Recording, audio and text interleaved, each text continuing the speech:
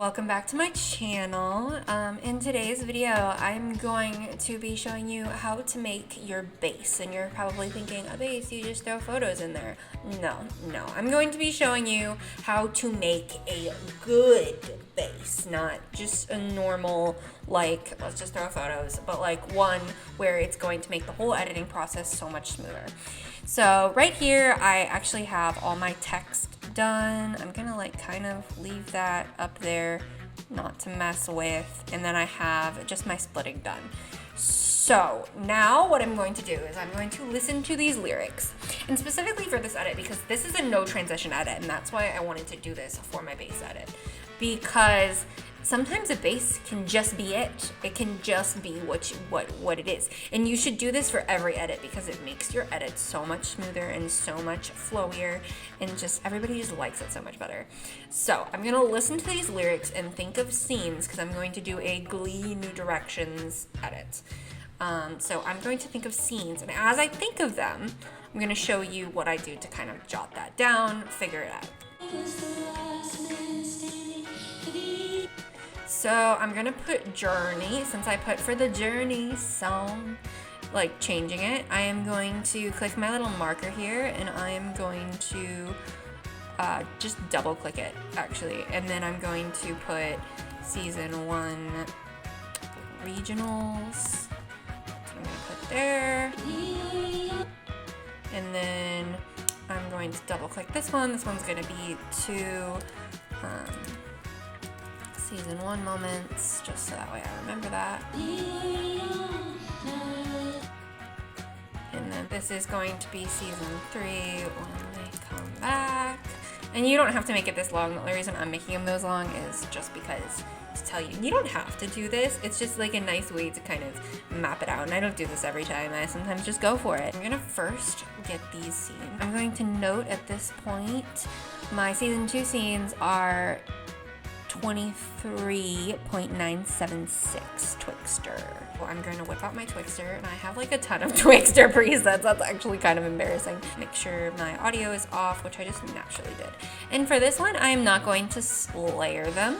I'm just going to do it one because I'm not putting any transitions. They're just going to be a base. I am going to make this a pre-comp, put my Twixtor on it. I put it right in the middle here, and I watch it back. Perfect.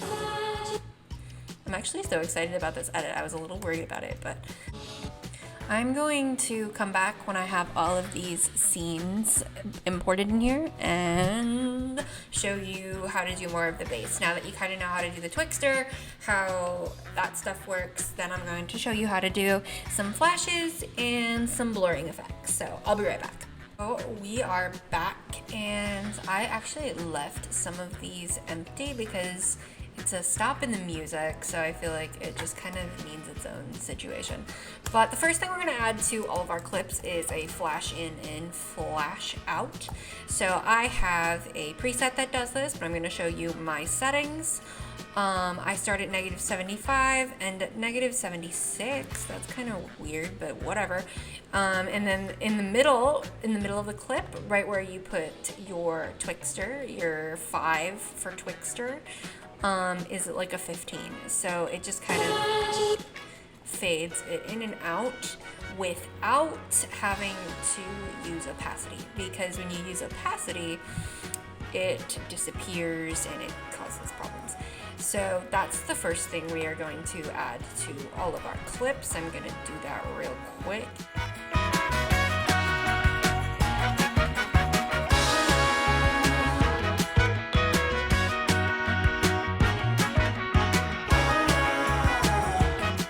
After you have all of the flashes done and you have pre-composed, usually use this lens blur. It's called camera lens blur. It doesn't require any plugins. My blur radius is 24, hexagon, aspect ratio 1. Well, let's see what the difference is. Camera lens blur, that's what it's called. Show you. I start at 24 and I leave everything the same. Literally just everything is the same. It does not change in the slightest.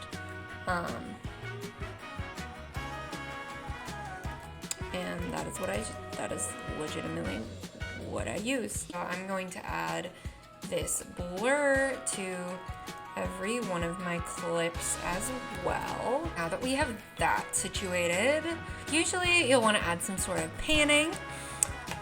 For me, I think I might add panning actually. Let's add an adjustment layer on top, add motion tile, and I just have a panning preset. I'm so lazy. It's just wiggle rotation 1, 3, and then that stays the same. Wiggle position 1, 15 stays the same. So I am going to add blur mode curves. That way I don't have weird border problem where you can see where it's moving. Perfect. And I am going to add, for me, a little extra panning by just doing like 112 and then just leaving like that. But that's how you do the panning if you want to do it. That's it for my base. I really hope that you enjoyed this video, and if you want to see how this full edit turns out, be sure to check back on Kaylee's AEP on Instagram. And I hope you have a good day, night, weekend, whatever. And I will see you guys next time. Love you. Bye!